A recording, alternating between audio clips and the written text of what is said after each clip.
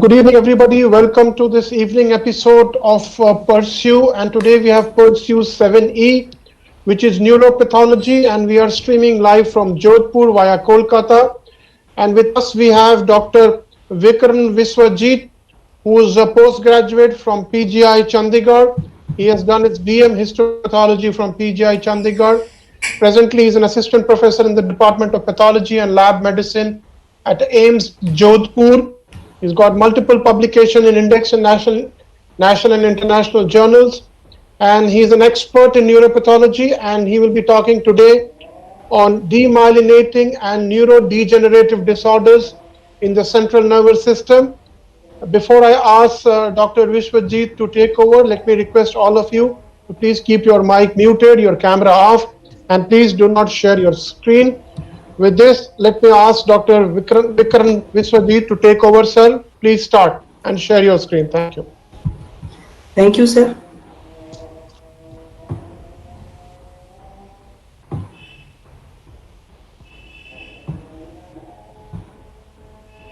Please present now and your entire screen. Yeah. So a very good evening to all of you. So thank you, sir, for your kind introduction. And today we will be discussing pathology of neurodegenerative and demyelinating disorder.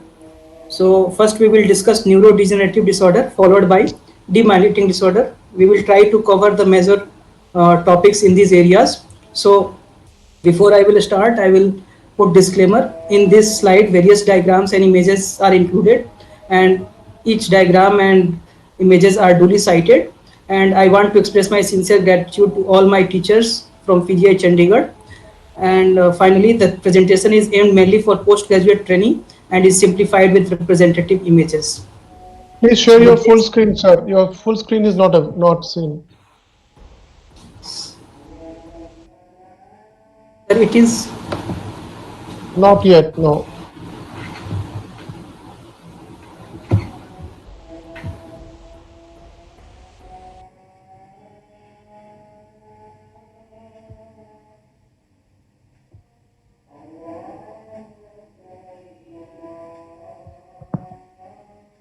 Sir, it is visible now? Yes, now it is visible. Correct. Yeah. Right. Please sir, go ahead. In this mode, I cannot use pointer, sir. Doesn't matter. You just keep going. Keep scrolling your thing. No. But actually, your full screen is was not being seen earlier. Now we can see. Yeah, I can see your disclaimer also now. Yeah. Please go ahead. Thank you. Sorry. So. Oh, sorry for the interruption. So neurodegenerative disorder are broad-ranging and highly complex group with varied etiology and have frequently overlapping clinical manifestations. These diseases usually present in adulthood, and most of the cases occur after 50 years of age, and mostly in 6 decades and after. And the etiology are varied. The disease is prevalent and often debilitating. It is very difficult to diagnose neurodegenerative disorder even at autopsy.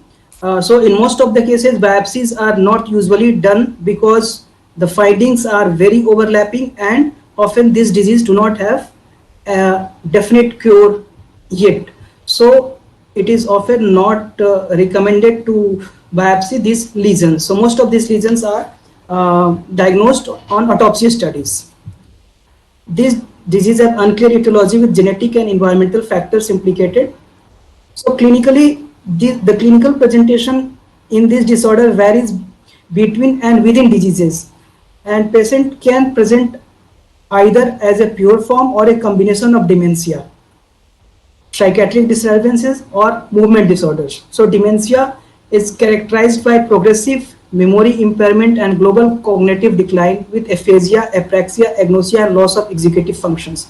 Psychiatric disturbances can be seen in the form of depression, delirium, delusion, hallucination, personality and behavioral changes, while movement disorders can be in the form of weakness, ataxia, tremor, myoclonus dystonia, spasticity, rigidity, and dyskinesia. So each neurodegenerative disease has a particular predilection for a specific anatomic location, and based on that, the histological findings are correlated. In most cases, histological findings are subtle and sparsely displayed. In the commonality among all these neurodegenerative disorder is that there is abnormal deposition of intracellular and extracellular protein accompanied by progressive loss of neurons. In certain diseases like in Alzheimer's disease, we can have neuritic plaque or neurofibrillary tangles, which can be a specific, and Lewy bodies can be a specific finding in dementia with Lewy bodies. So this can be very helpful.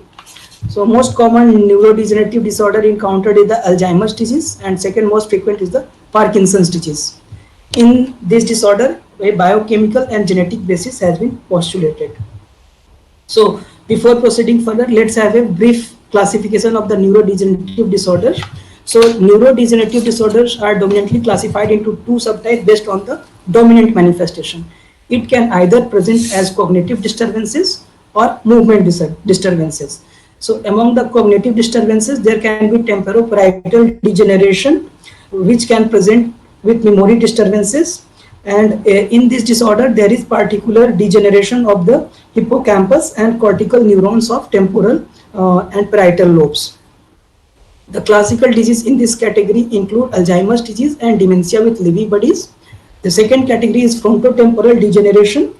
This disorder can present with apathy, disinhibition, depression, and memory disturbances. In this disorder, there is degeneration of frontal and temporal lobes. The classical entities included in this include Pick's disease, familial tauopathies, frontotemporal lobar degeneration with motor neuron disease, and frontotemporal lobar degeneration with ubiquitin only. Then there are multifocal degeneration with varied clinical presentation, and the classical disorder in this category includes Parkinson's disease with dementia, prion disease, and corticovasal degeneration. Next category is the movement disorder. So in movement disorder, we have akinetic rigid type of diseases in which the patient have bradykinesia and rigidity, and in this disorder there is degeneration of the substantia nigra, and the classical entities in this category is Parkinson's disease, progressive supranuclear palsy, multiple system atrophy with striatonigral degeneration, and corticobasal degeneration. Then another is hyperkinetic disorder manifested by chorioathetosis and dystonia, and it is because of the degeneration involving the basal ganglia. The classical disease is Huntington's disease and dentorubropallidoleucial atrophy. The next category in movement disorder is ataxia, which is exemplified by Friedreich ataxia, spinocerebellar degeneration, multiple system atrophy with olivopontocerebellar atrophy. And then in the last we have motor neuron disorder, where the patient present with motor weakness and there is degeneration involving the motor system. And the disorder includes amyotrophic lateral sclerosis, spinobulbar muscular atrophy, and spinal muscular atrophy. So this is a schematic diagram depicting the main group of neurodegenerative disorders, and the upper panel you can see the genes which are characteristically involved in causation of the disease, and these genes encodes some of the genes encode certain proteins which are abnormally aggregated and leads to the development of this disease. So 6 different type of proteinopathies have been described, and it includes prion protein, cellular prion protein, which is a normal protein which is abnormally folded to form PRPSC, which is a misfolded protein, and it gives rise to the prion disease. Then there is amyloid beta peptide 42, which due to cleavage by secretases can give rise to amyloid beta peptide, and it is exemplified by the Alzheimer's dementia. Then we have tauopathy, which tau is a protein encoded by the MAPT gene, and a hyperphosphorylated form of tau is implicated in a number of diseases, and it can include Alzheimer's disease as well and frontotemporal lobar degeneration disease also. Then there is TDP43 protein, which is implicated in FLT temporal lobar degeneration diseases, and then there is FUS protein. FUS is fused in sarcoma protein, and it is implicated. It is also implicated in some cases of frontotemporal lobar degeneration. Then there is alpha synuclein protein, which forms Lewy bodies, and Lewy body are seen in a number of diseases like dementia with Lewy bodies, Parkinson's disease dementia, multiple system atrophy. So these are what we have here. The majority of the non-vascular dementia fall into these 6 categories of neurodegenerative proteopathy, and these proteins includes amyloid beta peptide, microtubule associated protein tau, then TDP43, that is TAR DNA binding protein, first fused in sarcoma protein, alpha synuclein, and prion protein. So these 6 group of protein are involved in different neurodegenerative disorder. So in one center of London, they have done biopsy of the brain to diagnose neurodegenerative disorder, particularly those cases where the dominant presenting symptoms was dementia. In their study, they found Alzheimer's disease account for 16 cases out of total 51. Then Creutzfeldt-Jakob disease, which is a prion disease, is seen in 21 patients. Viral and paraneoplastic meningoencephalitis was noted in 5 cases. Pick's disease and frontotemporal lobar degeneration was detected in 4 cases. Vasculopathies in 4 cases, additional 4 cases, and then inflammatory condition in the form of vasculitis and neurosarcoid in additional 4 cases. Then dementia with Lewy bodies, corticobasal degeneration, and other tauopathies account for 3 cases. So before proceeding further, let's discuss how to sample brain in case of neurodegenerative disorders. So in case of neurodegenerative disorder, we need to sample the different area which can be affected. So before slicing the brain, it is important to fix the brain in formalin for at least 2 to 3 weeks, and thereafter, after proper inspecting the cortical surface, it can be serially sliced, and the representative section that can be taken in case of dementia includes middle frontal gyrus, then cingulate gyrus, then superior and middle temporal gyri, then we have hippocampus and parahippocampal gyrus, then inferior parietal lobule. Then there is the sample should be taken from globus pallidus and putamen. Midbrain section should be taken, pons section should be taken, and if there is additional consideration for associated movement disorders, sample can be taken from caudate nuclei and dentate cerebellum, including the dentate nucleus and medulla. Additional section from a spinal cord needs to be taken in movement disorder as well. So this is important to know where should the sampling should be done. So once the slide has been prepared and you are looking for neurodegenerative disorders, so certain IHC are available which are very helpful in making distinction among them, and the 6 markers which are in use are phosphorylated tau protein, which is expressed in Alzheimer's disease, Pick's disease, progressive supranuclear palsy, and frontotemporal lobar degeneration. Amyloid precursor protein is used to delineate the neuritic and diffuse plaques in case of Alzheimer's disease and cerebral amyloid angiopathy.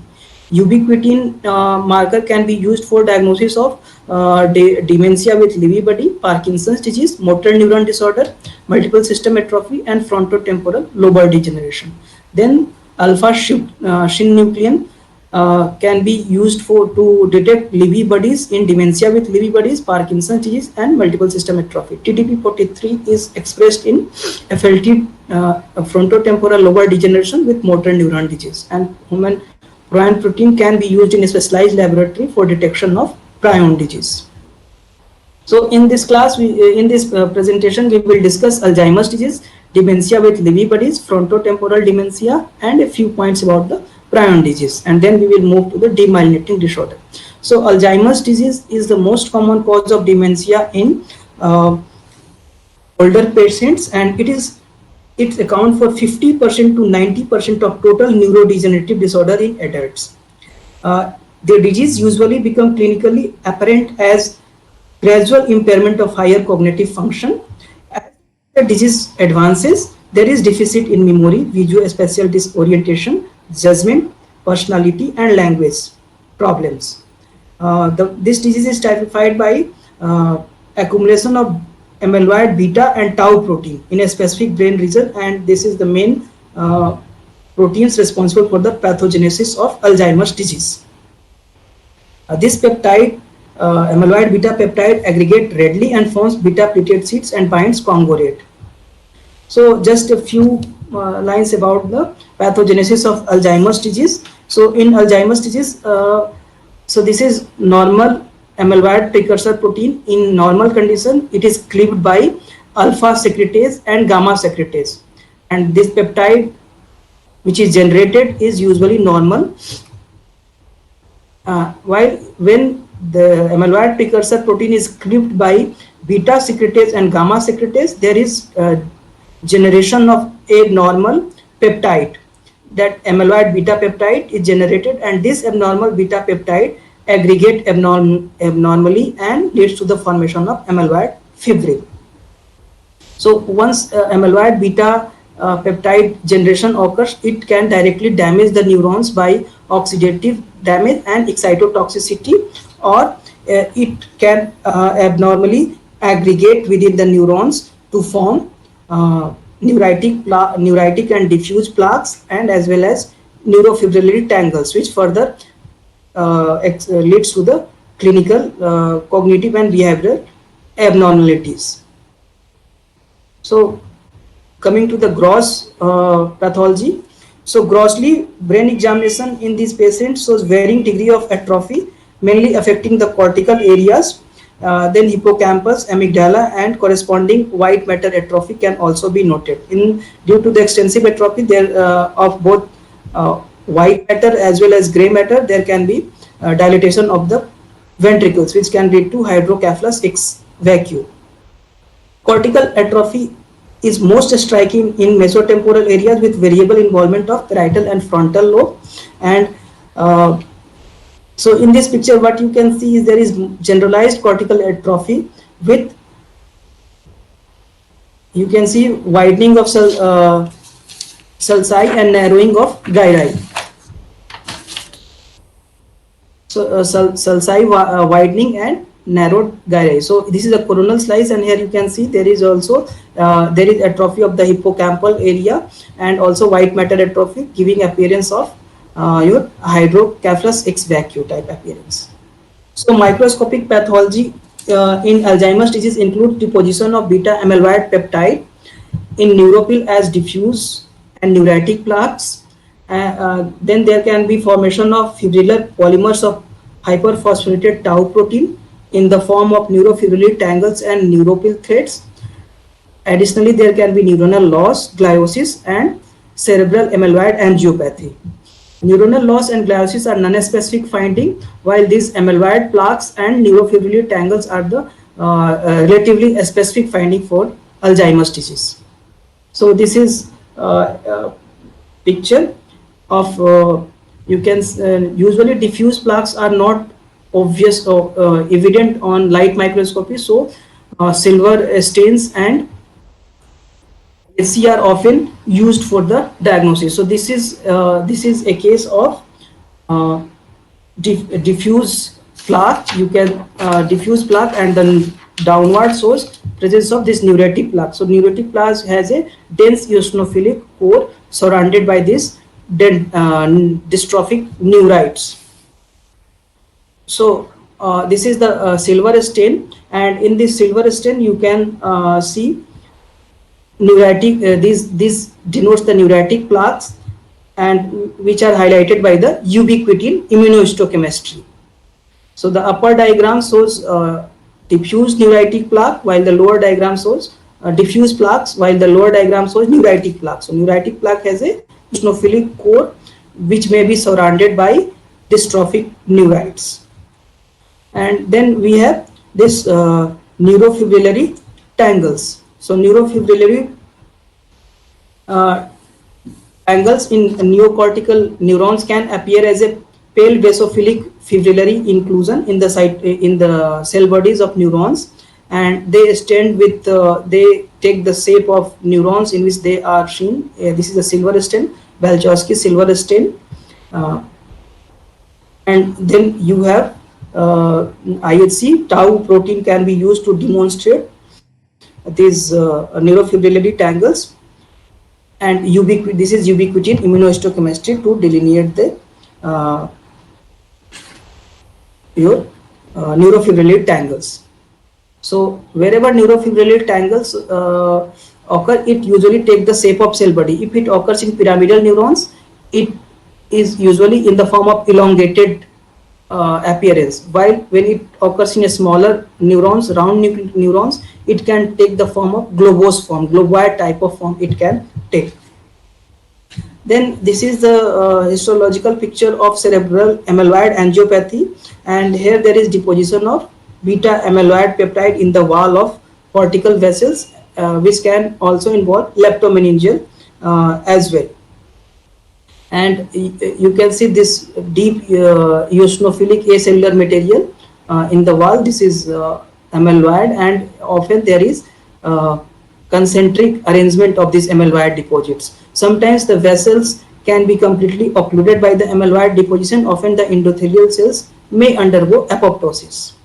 In the last D figure shows in some cases amyloid deposit may be associated with multinucleated giant cell and mitotically active microglial cells.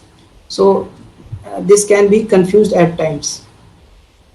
So this is about the main histological finding. In 1991, Brack and Brack reported the topographic distribution of neurofibrillary tangles in brain of dementic patient, and they outlined a progressive appearance in 6 stages, and this progression correlated well with clinical cognitive decline. So stage 1 and 2 are the transentorhinal stage, stage 3 and 4 are limbic stages, and stage 5 and 6 are neocortical stage. So this is a very nice article where they have shown the appearance of these lesions in different stages. So in stage 1, the lesion is confined to the transentorhinal region and mainly located medial to the rhinal sulcus. In stage 2, there is extension into the entorhinal region, right, and also focal into the early hippocampal involvement can be noted. In stage 3, the entire basal surface, these two represent the stage 3, and in this the entire basal surface of temporal lobe with severe involvement of entorhinal cortex is noted, and the pathology extend into the adjacent neocortex from occipitotemporal gyrus laterally and lingual gyrus posteriorly. So you can see they are bordered by the occipitotemporal gyrus in the lateral and lingual gyrus in the posterior location. So this is in stage 3. Now in stage 4, there is severe involvement. There is severe involvement of the insular cortex, and you can see the involvement of the occipitotemporal gyrus as well.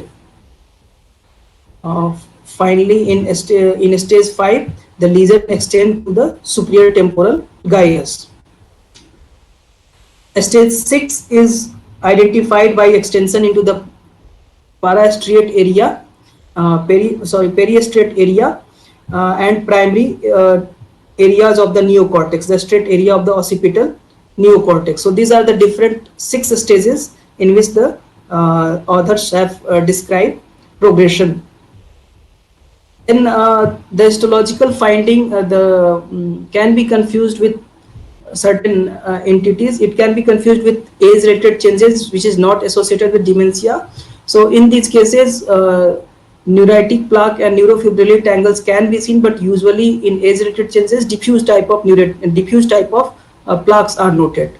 And the distribution and quantity is very important for differentiating it from the Alzheimer's disease. In Alzheimer's there is the quantity is more, and there is severe involvement of cortical areas. Then it can be confused with dementia with Lewy bodies and frontotemporal lobar degeneration. So this we will discuss further. And vascular dementia is another differential in this case, where there is multiple old infarct or diffuse white matter ischemia can be noted. So coming to the next entity, that is dementia with Lewy bodies. So dementia with Lewy bodies account for 10 to 25% of neurodegenerative disorders, and it's characterized clinically by dementia associated with hallucination, fluctuation in consciousness, Parkinsonism, and sensitivity to neuroleptics. Pathologically, there is presence of Lewy bodies in cerebral cortex, basal forebrain, brainstem, and spinal cord. The patient present in their 6th decade. And gross pathology, there is less hippocampal and mesotemporal atrophy when compared to the Alzheimer's disease patient. Sometimes cortical atrophy cannot be discernible at autopsy. Substantia nigra in these cases are variably depigmented, and locus ceruleus is almost invariably affected in these cases. So just coming to the histopathology part, so two distinct type of Lewy bodies are noted. Cortical Lewy bodies, so this is the first picture on the left side of this slide is the cortical, and the right picture shows the classical Lewy bodies. So cortical Lewy bodies are subtle, difficult to identify, and measures 3 to 20 micron in diameter, and are ill-defined, round to oval, pale eosinophilic without any dense center. Classical Lewy bodies are discrete, perfectly round. So you can see in this neuron, perfectly round eosinophilic and occasionally concentric and laminated structure with dense core and peripheral halos. These Lewy bodies are minimally argyrophilic, and they are immunoreactive to antibody against ubiquitin and alpha-synuclein. In addition, histopathology in these cases can also show ubiquitinated Lewy neurites, which are mainly seen in hippocampus and amygdala. Spongiform changes can also be noted in mesotemporal and paralimbic cortexes. So Lewy bodies can also be noted apart from dementia with Lewy bodies in Parkinson's disease, multiple system atrophy, and Parkinson's disease dementia. So we will discuss about idiopathic Parkinson's disease. So Parkinson's disease Parkinsonism is a set of clinical symptoms characterized by triad of resting tremors, truncal rigidity, and bradykinesia. It can result from various conditions. It can be due to neurodegenerative disorder, it can be due to exposure of toxins, or can be due to chronic use of neuroleptics or head trauma. Idiopathic Parkinson's disease usually present with Parkinsonism, and the neuropathology which are seen in this disorder is classical Lewy bodies, which is mainly located in residual pigmented neurons of substantia nigra, locus ceruleus, dorsal motor nucleus of vagus, other brainstem nuclei, as well as in the basal nucleus of Maynard. Rarely, very rarely, the cortical Lewy bodies can be found in cortical areas. Neocortex usually appears normal in these cases. So this is here you can see the upper left corner of the picture shows normal substantia nigra in control patient, and when compared to the diseased, there is significant pallor of the substantia nigra. The right corner upper part shows normal locus ceruleus pigmentation in these cases there is marked loss of these pigments. So examination of these areas are very important. So dementia may develop in minority of the patient with idiopathic Parkinson's disease. So development of dementia correlate with occurrence of Lewy bodies in the cortical area. So here there is some overlap with dementia with Lewy bodies and idiopathic Parkinson's disease. So when dementia occurs more than 1 year after diagnosis, it is known as idiopathic Parkinson's disease with dementia, and in this disorder the Lewy bodies are seen in cortical areas as well, while in dementia with Lewy bodies these Lewy bodies are more widespread and severe in cortex and amygdala, and it affects brainstem relatively less compared to the Parkinson's disease. So if a patient with Parkinson's disease has Lewy bodies in cortical area, he will develop features of dementia, and in that case it will be categorized as idiopathic Parkinson's disease with dementia based on the clinical course of the disease. So coming to the next part, that is frontotemporal lobar degeneration. Frontotemporal lobar degeneration is a heterogeneous group of disease and which is characterized by disturbances of behavior and personality. There is different type of language impairment with or without motor neuron disease or Parkinsonism. So characteristically, there is atrophy of the frontal and anterior temporal brain lobes, and it is molecularly defined based on the presence of different inclusions, derived different proteins which are involved. So in 2010, molecular molecular class of frontotemporal lobar degeneration have been given, and it includes six categories. So FLTD tau, FLTD tau, FLTD TDP, FLTD UPS, FLTD FUS, and FLTD NI. So tau, FLTD tau is the disease implicated in this category includes Pick's disease, corticobasal degeneration, progressive supranuclear palsy, azyrophilic brain disease, and then we have white matter tauopathy with dementia, and then there is NFT dementia. Then there is white matter tauopathy with globular glare inclusions. Then the next category is FLTD TDP, and in this category type 1 to 4 are given, and then the next category is FL frontotemporal lobar degeneration ubiquitin proteasome system. So in this category, frontotemporal dementia linked to chromosome 3 is included. Then frontotemporal lobar degeneration with fused in sarcoma, and it includes atypical frontotemporal lobar degeneration, then NIFID, which is neuronal intermediate filament inclusion disease, and then BIBD. BIBD is basophilic inclusion body disease. So this is the molecular classification of different disease which is included in the frontotemporal lobar degeneration. FLTD NI indicates no inclusion. So coming to molecular group, FLTD tau. So tau protein is encoded by the MAP2 gene, and it helps in the stabilization of the axonal microtubules. And in pathological condition, it becomes aberrantly hyperphosphorylated, dissociate from microtubules on forms aggregate within neurons and glia. Electrophoretically, 6 different isoforms have been described, and phosphorylated 3 are isoforms is implicated in Pick's disease, while the 4 R isoforms are implicated in progressive supranuclear palsy and corticobasal degeneration. In Alzheimer's disease, both 3R and 4R tauopathy is involved.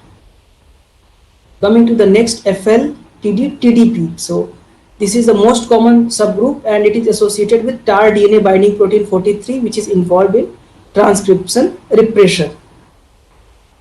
In this, the inclusion which is seen is ubiquitin positive, tau, and alpha synuclein negative.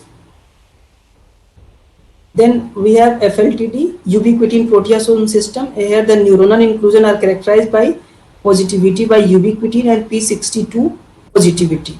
Tau, TDP43, and FUSH are negative in these cases.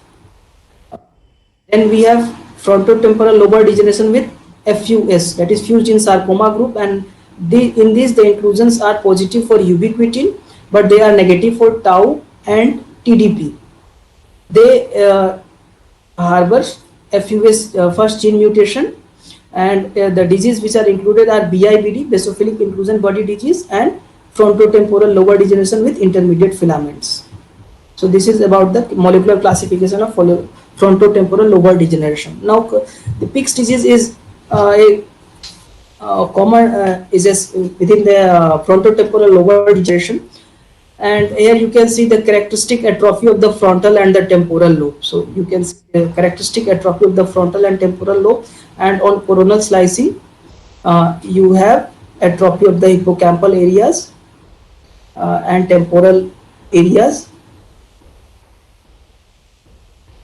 So in this, the microscopic picture shows presence of this Levy, these pig cells. Pig cells are nothing but they are ballooned.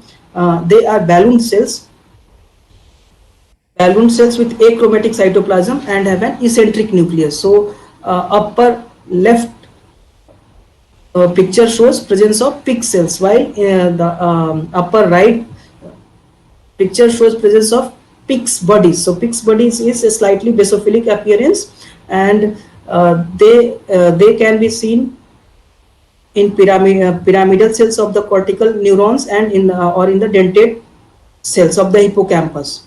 So this is the silver stain which highlights these um, pig's bodies, and this is your tau immunohistochemical stain, and which highlights the Levy bodies in these cells. So coming to the next part, that is prion disease. Prion disease is a very rare condition, and it is due to abnormal forms of a cellular protein. It is a rapid progressive course, and the human prion disease include Creutzfeldt-Jakob disease, Gerstmann-Schnecker disease syndrome, and fatal familial insomnia. While disease like scrappy, chronic wasting disease, bovine spongiform encephalopathy, they are described in animals. So coming to the pathogenesis of a few point about the pathogenesis of the prion disease. So in prion disease, cellular prion protein have an alpha helical structure, which can sometimes form beta sheet PRPSC in arrangement. So this conformation change can occur either from exogenous sources such as contaminated food or medicines, and once the PRPSC is generated, it converts additional molecules of cellular prion protein into PRPSC, and these become aggregated, and ultimately it leads to formation of aggregates. So on histopathology, we can see there is a spongiform changes in the cerebral cortex, and inside you can see neurons with cytoplasmic vacuoles, and the second picture in the middle and right corner shows plaques, cortical plaques surrounded by the spongiform areas. So this is Kuru plaques in cerebellum, and this is a cortical plaques with associated spongiform changes. So this is case of prion disease. So coming to the next part of the presentation, demyelinating disorder. So demyelinating disorders are acquired idiopathic disorders which are characterized by the myelin loss and occurs on a background of inflammation. The most important point is that there should be preservations of neurons, preservation of axons, which can be highlighted by neurofilament immunohistochemistry or by silver impregnation methods. Diagnosis is usually based on complete clinical history and neurological examination. CSF fluid neuroimaging and neurophysiological findings are very helpful. Biopsies are usually performed in these cases to exclude treatable disease, and sometimes the demyelinating disorders can be confused with neoplastic entities as well. So in a case of demyelinating disorder, several special stain and immunostains are very helpful. So on normal routine hematoxin and eosin stain, the demyelinating lesion can show hypercellularity, vacuolization, and presence of numerous perivascular and parenchymal macrophages. Myelin stain is used to demonstrate the demyelination, depending on whether it is sharp or sharply demarcated or irregular margins. The lesions of multiple sclerosis can be classified. Then we have axon staining for axons. So it can be done by silver impregnation methods, and in this acute axonal injury can be demonstrated particularly in FACT cases where there is loss of axons as well as myelin. Then there is consideration of infectious pathology, special stents like grams, acid fast bacilli or fungal stents can be performed. IL rate O can be useful to demonstrate lipid in macrophages if one is suspecting fat embolism. The glial fibrillary acid acidic protein is used to demonstrate astrocytosis in a case of chronic demyelinating lesion. CD4, CD8 and CD20 used to highlight the lymphocyte subsets. Macrophage markers are very important, and if someone is suspecting progressive multifocal leukoencephalopathy type of lesion, so one should preserve fresh tissue for further studies, and electron microscopy can also be done, and if tissue can be preserved, it is very good to confirm the diagnosis to demonstrate the viral particle in case of PMA. So coming to multiple sclerosis is a chronic disabling demyelinating lesion of unknown etiology. It is most common cause of non-traumatic disability in young adult. Approximately 50% of MS patients become dependent on walking aids, and by end of 15 years, many requires wheelchair. So the pathologic hallmark is that this lesion shows area of focal demyelination, which is characterized by uh, variable gliosis inflammation and with relative axonal preservations. Lesions are usually disseminated throughout the CNS but have a particular predilection for optic nerve, subspinal cord, brainstem, cerebellum and periventricular white matter regions. So coming to the pathogenesis of multiple sclerosis. So different cell types have a role in the pathogenesis of multiple sclerosis. So initially what happens, the T cell express alpha for beta 1 integrin, and they bind to the ligands which are expressed on the endothelial cell. So VCAM1 and osteopontin. So vascular cell adhesion molecule 1 and osteopontin are expressed on the endothelial cell. These T cell bind to them and then they undergo diapedesis and traverse the perivascular cuff and enter the extracellular matrix before gaining entrance into the cerebral central nervous system. Inside the brain, the antigen presenting cells they present myelin fragments to these T cells, and these T cells then antigen presenting cells in combination with these T cells secretes cytokines, osteopontin and other molecules, and which causes damage to the myelin sheath. In addition, there is production of antibodies by the plasma cells as well. So the plasma cells produce antibodies which further damage the myelin sheaths. So this is the pathogenesis of multiple sclerosis. So grossly, the acute lesions are poorly demarcated, soft, with white to pinkish yellow, while the long-standing chronic plaques are distinctly formed, slightly retracted, and have a brownish discoloration. MS lesion usually evolve differently during early versus chronic disease phases, and within each phase, different types and stages of demyelinating activity are evident. So this is a gross picture of of multiple sclerosis. So you can see in there is in cases of chronic plaques there are sharp borders, as can be seen in superior frontal and temporal lobe, while recent plaques in corpus callosal area and adjacent to the claustrum. So these areas are paler and have indistinct and ragged borders. So different type of plaques have been described depending on the presence and distribution of myelin-laden macrophages.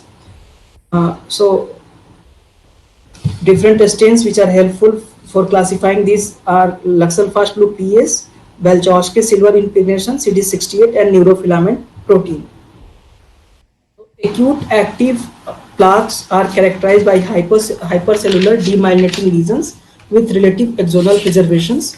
There is massive infiltration by myelin-laden macrophages that are evenly distributed throughout the lesion. Also, there is variable loss of oligodendrocytes, and there is profound perivascular and parenchymal infiltrate composed mainly of T cells. Uh, in addition, there can be reactive astrocytes as well.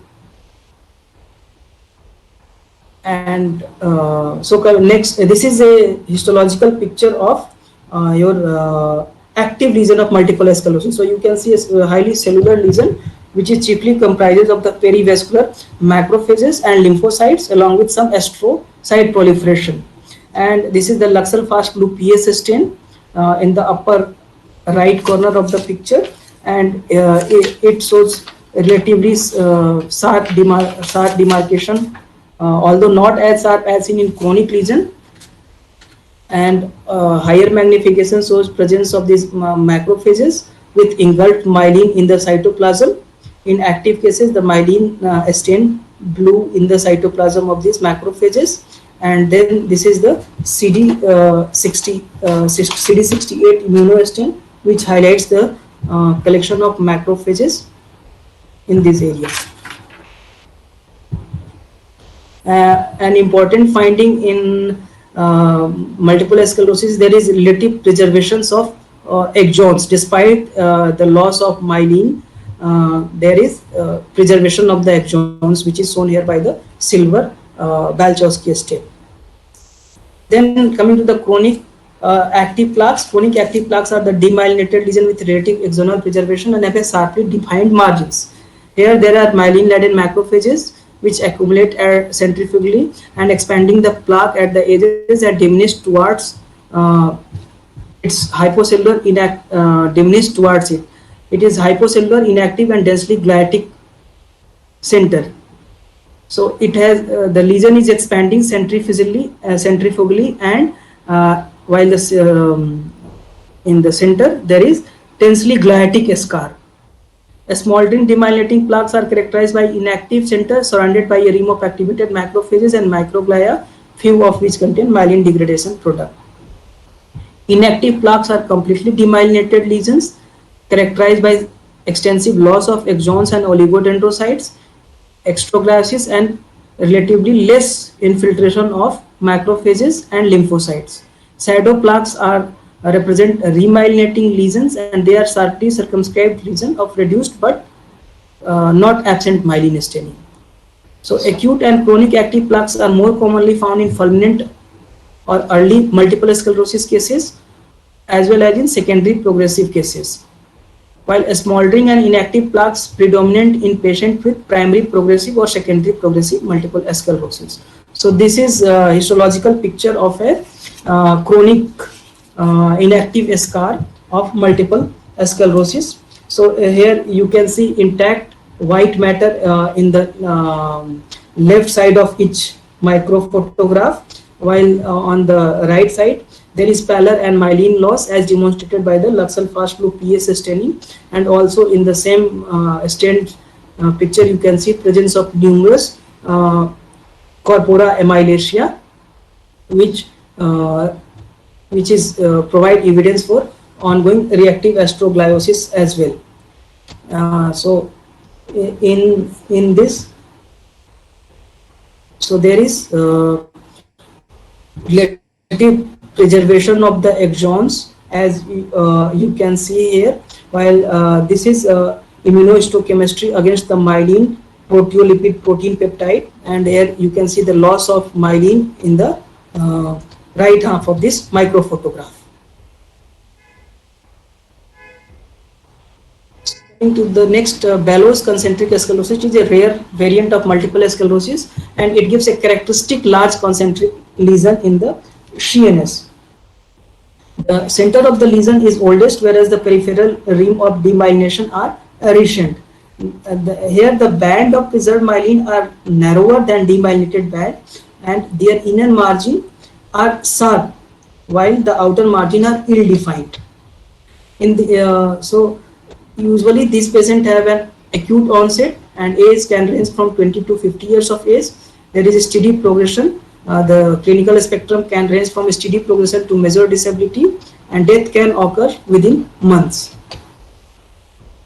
So this is a classical picture of a concentric ballow concentric sclerosis, and this is immunostain for proteolipid protein. So proteolipid protein is a marker of myelin, mainly in those cases which are the staining can be seen in those cases which are late, right? So there are certain myelin proteins which are expressed early demyelination, which are lost early in demyelination, and some are lost late in demyelination. So the early myelin proteins which are lost in demyelination are MAG proteins, while PLP, proteolipid protein, is usually lost in late stages of demyelination.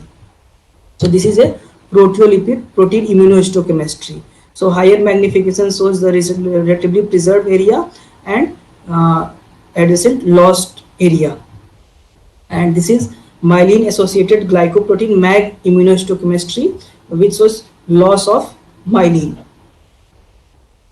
So coming to the next is acute tubefactive form of multiple sclerosis. So some cases of multiple sclerosis can be mimicked as a masked lesion, and it is this lesion which are most likely to undergo biopsy.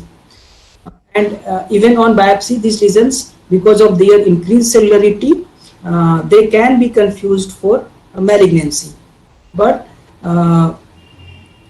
if you are suspecting demyelinating disorder, you can go for a special stain for myelin, exons, and for immunohistochemical stain for macrophages. You can reach diagnosis. If there is difficulty in frozen section, touch preparation are very helpful in these cases, because touch preparations help in identification of these foamy macrophages.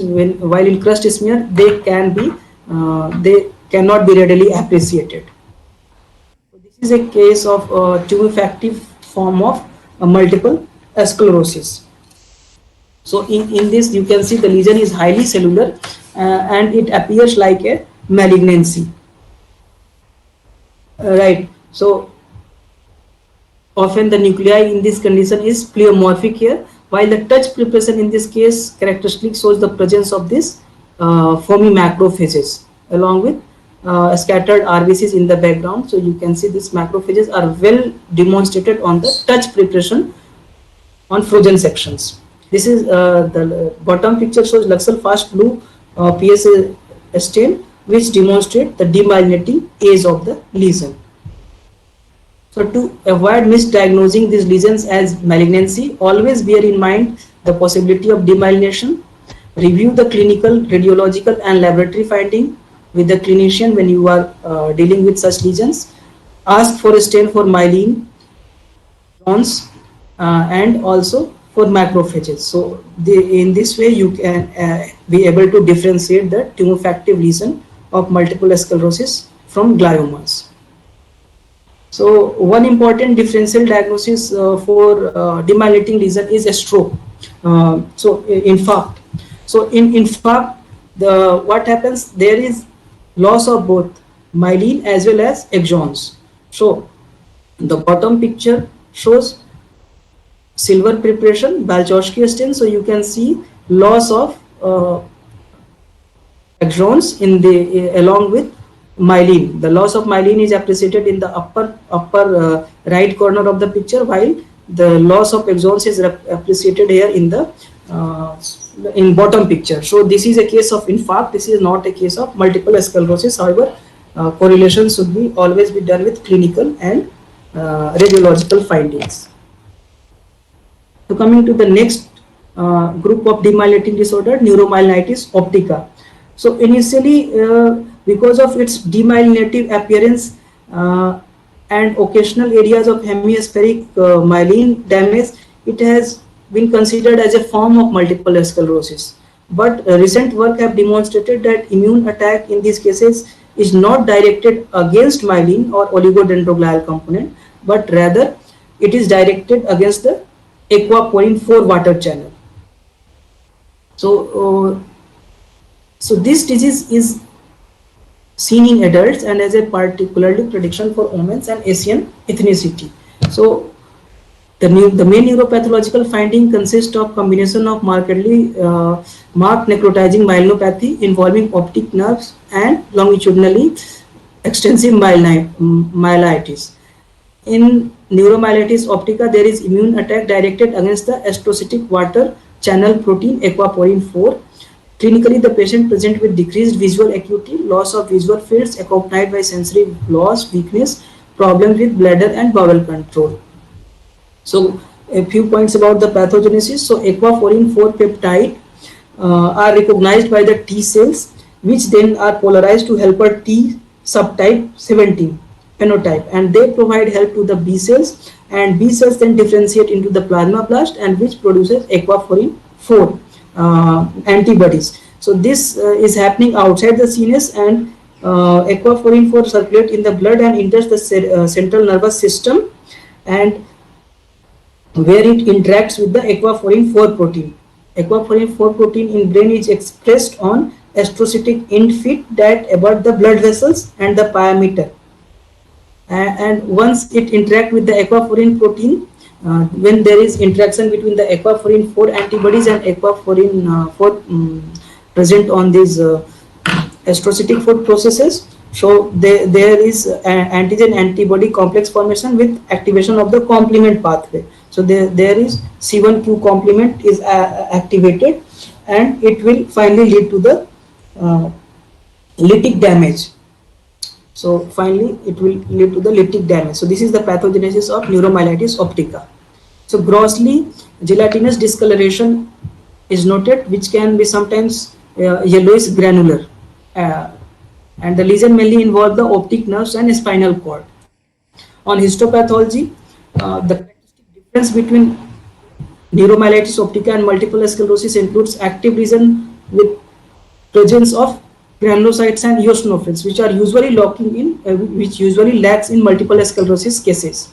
And one another feature in the neuromyelitis optica is presence of this hyalinized vasculature. So the presence of eosinophils and hyalinized vasculature, if you are seen in a demyelinating lesion, which is accompanied by loss of axons as well, you should think of neuromyelitis optica. A number of entities can mimic it, and it can include relapsing remitting form of multiple sclerosis, acute disseminated encephalomyelitis, paraneoplastic or infectious cause of transverse myelitis, SLE myelopathy, infarction of the spinal cord, or spinal cord neoplasia. So this is a case of neuromyelitis optica, and this is the transverse slice of a spinal cord. So here you can see the loss of extensive demyelination affecting the spinal cord white matter as well as the gray matter. On higher magnification, you can see the infiltration by the macrophages and granulocytes as well. So there are granulocytes and macrophages also, and then in the bottom right picture, you can see occasional scattered eosinophils as well. So presence of eosinophils and hyalinized vasculature provides an important clue for the diagnosis of neuromyelitis optica. This is immunohistochemistry for aquaporin 4 protein, and the bottom picture in the left half is the control, and while the upper picture in left half shows the aqua.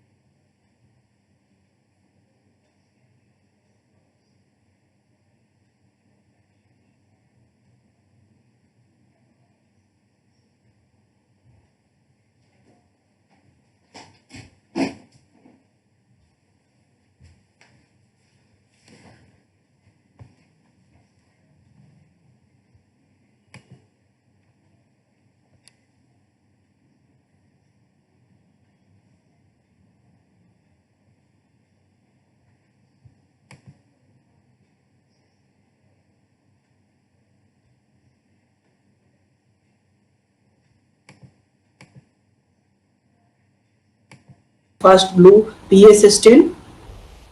And one important finding in this case, that even with extensive demyelination, there is preservation of the axons, as highlighted in the bottom picture of Balchowski silver stain. So coming to the next, acute hemorrhagic leukoencephalitis, it represents an acute destructive lesion in which there is perivascular demyelination, vascular necrosis, and superimposed white matter ischemic lesions. It has abrupt onset with fever, seizures, and had a fatal outcome in most of the cases.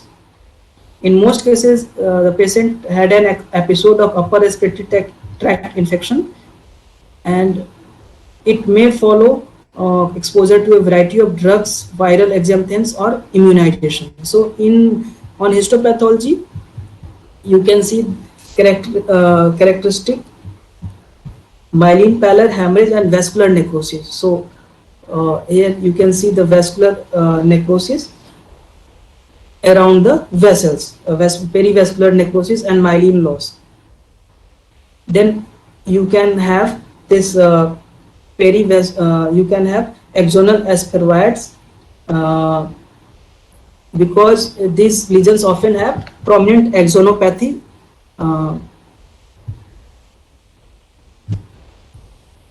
So next entity is progressive multifocal leukoencephalopathy. It is a disease of immunosuppressed patient in which infections of oligodendroglioma occur by the JC virus.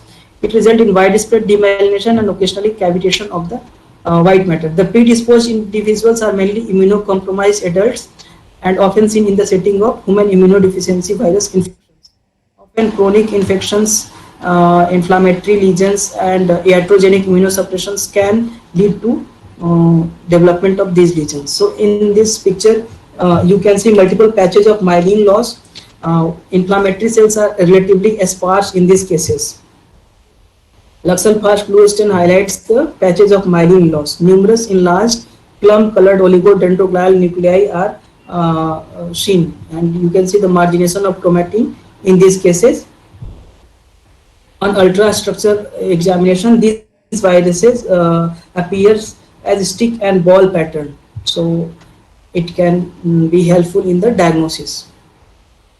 So a few points about the leukodystrophy. So leukodystrophies are demyelinating diseases, and here there is abnormality in the formation of myelin rather than a process in which normal myelin is damaged. So till now, whatever we have seen, the myelin is damaged, but in this disease there is abnormality in the formation of myelin. Leukodystrophy are mainly seen in children's, and it is due to lysosomal and paroxysmal enzyme defect. It can involve both the central nervous system as well as the peripheral nervous system. Disease is usually progressive and result in death at an early age. So the main type of leukodystrophy are the Krebs disease, which is due to deficiency of galactocerebrosidase.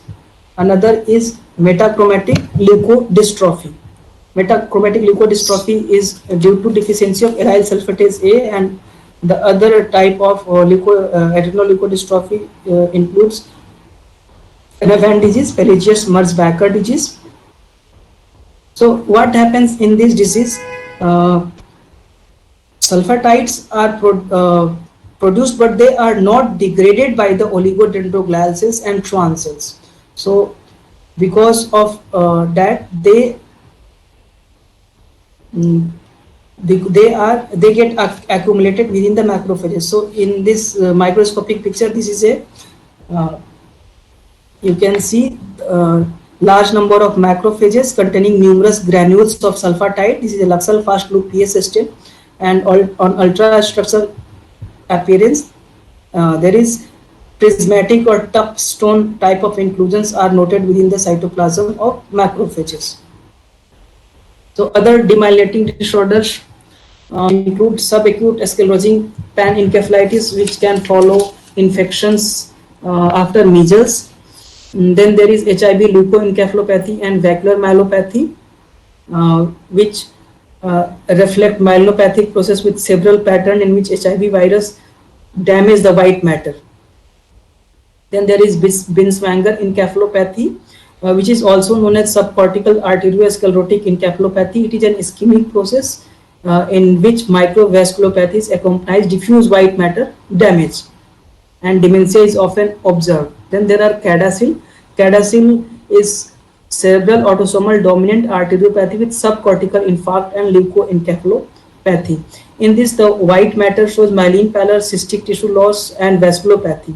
The vasculopathy is the dominant feature and is characterized by the granular degeneration of the arterial cell wall, and PS positive materials can be seen in their walls. Then there is fat embolism. So fat embolism, if severe, it can lead to catastrophic neurological deterioration. The systemic liberation of fat particles can result in embolic occlusions of a small vessels, hemorrhage, and ischemic damage. Then there is osmotic demyelination syndrome. This disorder is typically seen in pons, but can be seen in other sites as well. It usually result from the rapid correction of hyponatremia. So with this, I conclude my presentation. Thank you. Thank you so much, Dr. Vishwajeet. Excellent presentation, very tough subject, but you have made it so lucid and so clear. Thank you so much for your effort. Thank you so much. Thank you, sir. Okay. Thank you, sir. Thank you, sir. Okay. Bye-bye. Take care. Bye. Bye. Bye.